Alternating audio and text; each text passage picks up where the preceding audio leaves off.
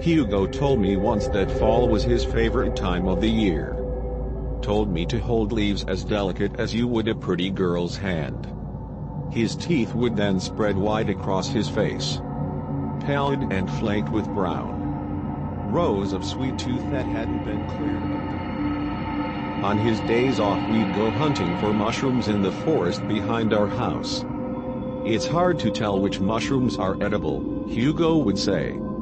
Always said, giddy over the possibility of the inedible as he led me through the forest. My studies turned to what you can eat. It didn't matter if it were safe or not. That day, Hugo pulled me along, his meaty fingers pressed white-hot divots into my skin. I followed as quickly as I could, but Hugo was excited, alcohol and smoke wafting off him in ribbons. My shoes filled with filth. Mycology was his most recent hobby. An acquisition from an old friend, he said. Hugo's hobbies often skipped from one gruesome hobby to another. From taxidermy to collecting dead things in jars. These activities, though innocuous in some hands, turned sinister in his. A field mouse captured in our backyard was less a friend and more an exercise in how long he could extend its suffering, how well he could preserve those little moments of despair, driving a needle in, then capturing the moment in frame-by-frame photographs. To pinpoint the exact moment, the most minuscule of details. Measured them in the span of flesh stretched to its limit, twisted in abject horror. It was a different kind of science. One that I liken to a kind of dark magic. Powerful and detrimental to its user and the people around him. Wrapped up like something beautiful and awful, sequined and glittering, but dripping in oil slick, rainbow sheets of sludge. Hugo yanked me forward, grip turning tighter. I tripped and he laughed, still dragging me along over root and rock until we hit a clearing with one solitary tree sitting in its center. Its trunk was devoid of a small swath of bark, smooth even at a distance. As we got closer, I saw a ring of mushrooms at its base that traveled up its trunk in a spiral pattern. Up and up it disappeared into its canopy. Oyster mushrooms, he said, releasing my hand to pluck one from the bark. He left marks. My reddened wrist contrasted against the pale white of freshly pulled bark. It reminded me of his angry red gums gnashing at me, smiles and frowns. Hugo was smiling at me then, pulling swiftly and roughly, tearing off just as much bark as he was mushrooms, raining clumps of brown to join the clutter of the forest floor. Bark and mush fell haphazard atop a corpse, a fox, carpeted in what looked like to be more mushrooms. They bisected its torso. The mound of mushrooms, which looked like nothing I'd ever seen in Hugo's many books, stemmed like a dress from its waist, draping the rest of its body in its fungal carpet. Only its feet were left uncovered. But they were not bare. Frost had started its seasonal creep, transforming the fox's paws into glass slippers. Winter's supine approach had begun, starting with her. I hadn't realized it when we first arrived. This was a birthplace. A death, anchoring itself to the forest. I continued to stare at the fox, searching. Her lightless eyes glittered at me in the dying light. Resurrected under my attention. Life found unraveled, unspun at my feet, thread loose and fibers imbued with story.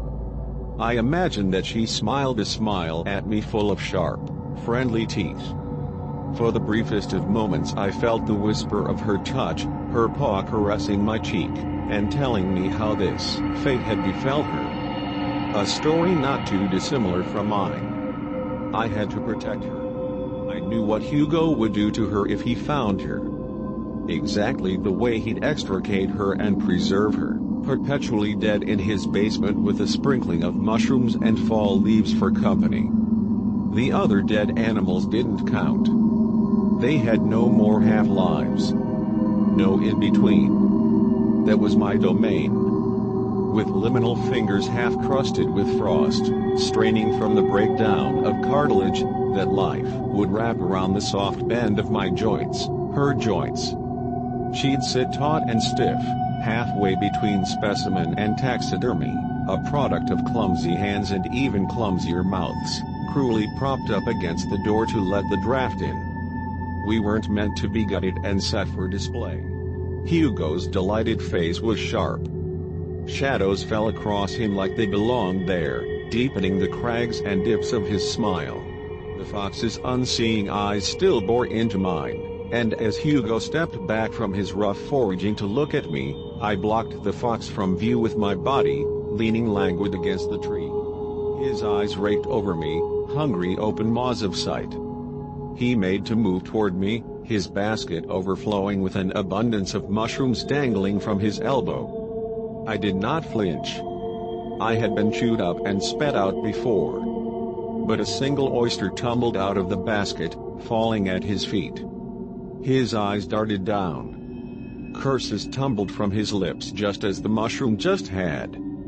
He crouched and picked up the singular mushroom, angrily brushing the excess dirt off it.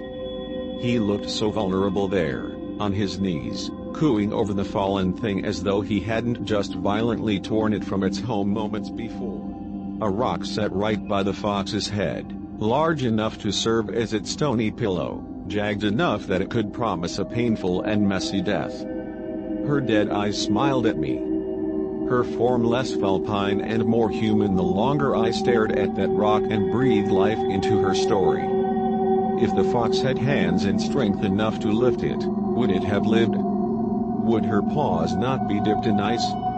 Would she be here now, acting as my hands? My hands had already found their way to the rock, having leaned down as I had pondered those questions. I inched closer to Hugo, staring at the top of his head. I examined his receding hairline and the numerous nascent liver spots and silver hairs. It looked like pencil lines interrupted by a filthy and worn-down eraser. His eyes met mine then. I don't know how he didn't notice until I was already towering over him, rock gripped in both my hands, raised over my head. His eyes bored into me. Terribly blue eyes as death clung to me, whispering to me, I'd never get them out of my hair, the leaves, the mushrooms, not until. She sat at my shoulder, right there inside the memory of our house sitting quietly without him. A vision tailor-made for me. Her tails unfurled. Her teeth sharpened. Her gown of mushrooms was apparent and as white as the snow, taking on the quality of shaggy fur delicate like the tendrils of a medusa. She was a woman sitting on our porch. She was a fox sitting on my porch, her ears tipped with frost and twitching as leaves fell from our maple tree, never falling outside of the careful circle that we laid out for him. What would I do without him? She asked. Maybe spend that fall studying the weight of the leaves and measure them in the fade of green to withered brown. Gather them in piles, feel how they'd crumble to pieces in my hand, the crunch of their skeletons, soft and grainy in their collapse. Decomposition will sit with you. Set in the circumstance of life. Circles of death and rot. The house will sit empty, but they will sit quietly. No hands to interrupt. My hands shook imagining the collapse. She shook, shedding the gown of mushrooms, taking on the look of death in its entirety and encouraging me to lift. And so I did. As I raised the stone higher, I watched his eyes drown with a surety. A certainty. Realization. Recognition. She comes for us all at some point.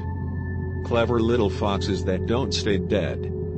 But for now she wasn't here for me. All she did was help guide my hand. The oyster mushroom he had cleaned of dirt sat snug in his hand. I could see it waiting. The knowing of what was to come and the knowing that it would not change anything for it and its brethren. But Hugo and his eyes, those terribly blue eyes, did not care. He smashed it in his fist, letting its flesh ooze out between his fingers. And for the second time that day he showed me that sweet tooth smile, wide and menacing. I swung down.